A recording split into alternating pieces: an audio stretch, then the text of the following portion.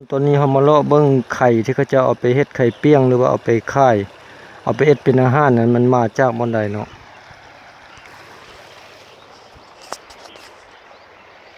อันนี้เป็นแม่น้ำลีกอันนี้เป็นสายแม่น้ำลีกเนาะอยู่ที่เมืองกะสีเราสิมาเบิ่งไข่ที่เขาจะเอาไปกินเนาะจะออกอยู่น้ำก้อนหินแบบนี้เนาะก้อนหินแบบนี้มันจะออกไข่เนาะไข่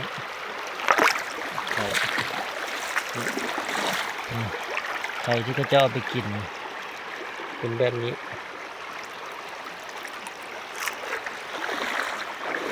ตอนยามนี้มันจะมีหลาย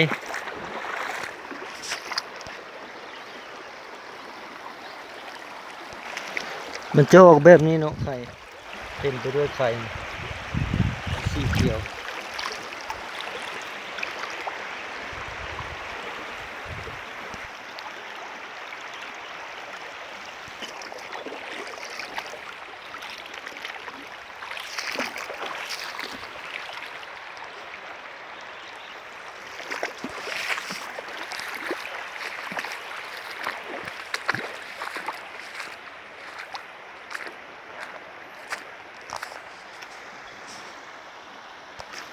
ถ้ามันเป็นสีแบบ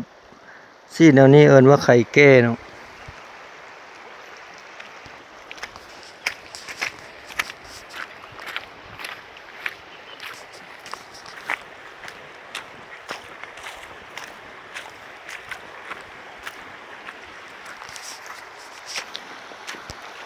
ไข่อ่อนมันจะเป็นสีเขียว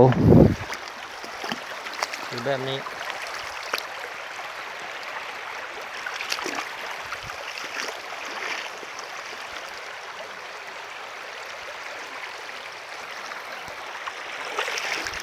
เอาไปแล้วก็จะเอาไปล้างสะอาดแล้วก็เฮ็ดเป็นอาหารหรือจะเฮ็ดเป็นไข่แผ่น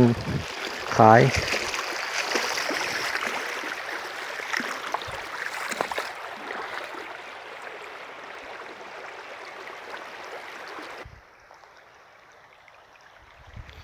ส่วนใหญ่บ่อนที่ไข่ออกมันจะเป็นหาดน้ำไหลแห้ง